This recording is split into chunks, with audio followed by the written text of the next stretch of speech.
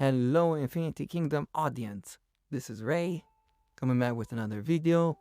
It's still about fire, but maybe we all get to learn something new in this one. What if, instead of me going through all the hassle that I did in the last videos, going through replays, controlling my opponents, switching skills, being attentive of positioning, verifying that my opponent still has the same skills over the course of several days, what if I could do some simple math and estimate whether heavy lifter or chase would have been better in this case? And this is the question we're going to answer in this video. If you don't like it, or if mathematics, we're going to use mathematics, namely probabilities, or if you don't like these kinds of things, feel free to skip it. But the techniques that we show may help you compute your own chances regarding your skilled composition.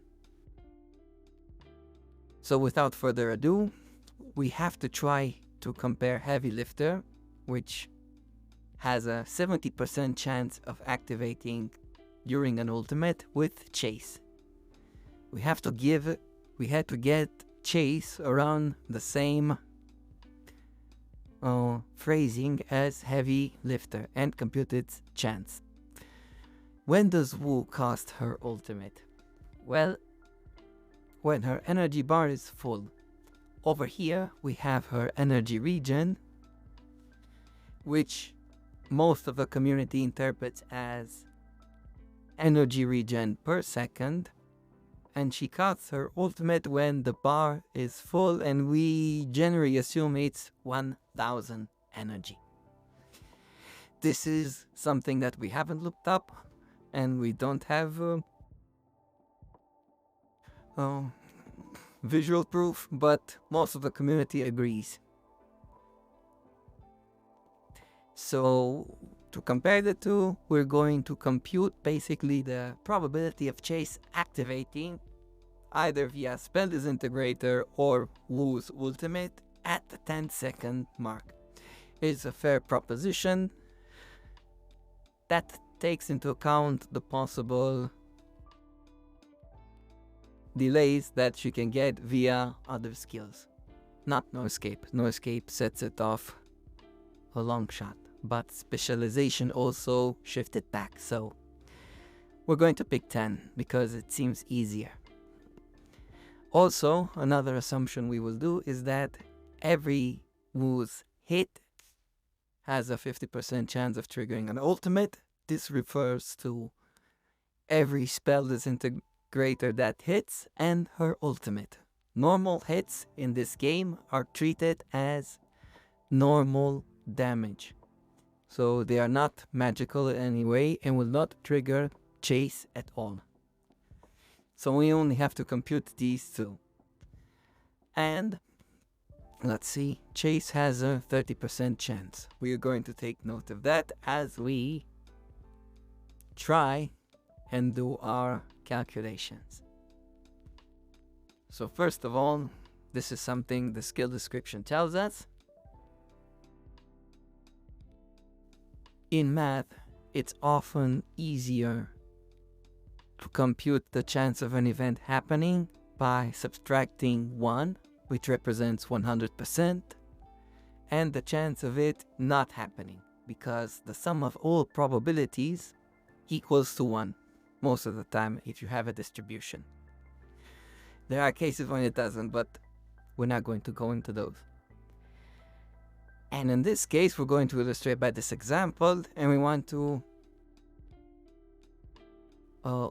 compute the chance that chase triggers when we have a crit. So the trigger is the crit hit, and it's easier to compute the chances that all 3 of spell disintegrator instances fail to land the crit. And we see we end up with a probability of 65%. Now, in order to compute the chance that we get at least one chase in a 3-second window, because Spell Disintegrator works in a 3-second window, and when it activates we get 3 hits all the time. So this is the formula that we use, and it's worth noting that because Spell Disintegrator has a 50% chance, and we assume earlier we have a 50% chance of critting, the overall probability that Spell Disintegrator crits on a single hit is 25%. 50 times 50 is 25. And we computed the probability that at least one chase activates upon such a crit, and we end up with a 16% chance. Now, in preparation for what is to come, we compute the reverse, the probability of no chase activating in 3 seconds, because we've seen it's more easier to compute having that term available. So we're just going to compute it and have it ready in our head or paper. So in our 10-second interval, we have 3 such intervals. 0 to 3, 3 to 6, and 6 to 9. And the probability of chase activating at least once in those 10 seconds is 1 minus the chance of it not activating at all in any of the 3 intervals. We have computed that probability before, so it's that 83%. We raise it to the power of 3 and end up with a 41% chance that we get at least one chase by the 10-second mark. We are left now with the other probability that we get chase activated by Wu casting her ultimate. We're going to make some assumptions about that. I know the ultimate can pop up to 4 times, but we're going to stop at 3 times because 4 is very rare. We want it to be more realistic, and in my experience, 1 or 2 times are the most realistic. So we use 3 to give ourselves a good measure when we move on now further. We're going to use the same idea that it's easier to compute the chance of activating chase from an ult by subtracting 1 from the probability of having no chase from the ult. Now, having no chase from the ult is a little bit different because of how the ult works. So this one in turn is given by the fact that we have no chase on the first hit, plus the chance of not having chase on the second hit, plus the chance of it not having activated chase on the third hit. These events here are mutually exclusive for the purpose of the formulas we are using, because chase has an internal cooldown, not advertised but known by their community because it was nerfed in a version. So even if you create it 2 times, chase won't activate 2 times. It will activate once, then wait for the cooldown. That cooldown is ironically 3 seconds. Community driven. So no proof. No visual proof at least. Moving on. We have to compute the chance. We have to show how to compute this term, having no chase on the first, second, or third hit.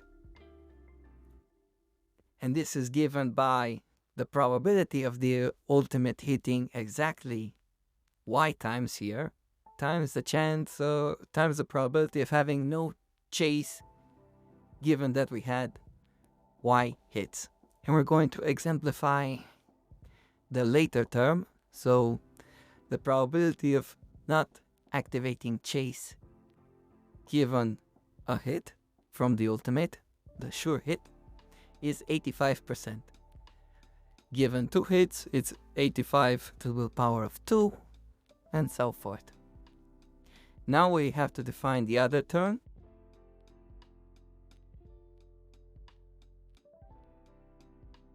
So the probability of the ultimate hitting only once is 100% because 100% it hits, and it doesn't activate a second time. So that's 1 minus 70% chance of it activating a second time, and gives us a probability of 0.3. The probability of the ult hitting 2 times is given, as you see here, 100% times 70% times not it activating another time. And the probability for 3 times is hopefully intuitive because we said there is no 4th time. Now all we have to do is plug in the numbers and we get the probability of chase being activated from an ult of Wu being 29%.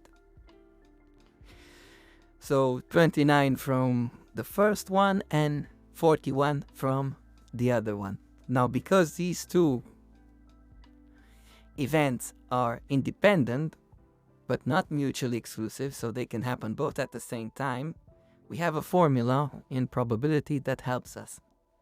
It's the reunion of 2 independent events, and this is given by what you see on the screen. And going through the numbers, if I haven't made any mistakes, the final probability of chase activating from the ult or spell disintegrator is 58% at the 10-second mark. We can see 2 things.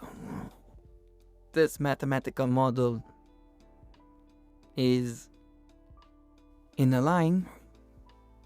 aligned with what we established in our last video, and we can see that the overall probability is lower, and even the damage from chase is lower. So with this simplistic math model, we could have seen that Heavy Lifter has an advantage even mathematically above chase. Now the only reason why chase would be better is because it can activate multiple times. But we didn't do that here, so we tried to compare apples to apples. I hope the techniques I presented here were useful, and I will work on making a table that could be more practical to users, but it's still not ready yet. So that's all for now. Goodbye. See you in the next one.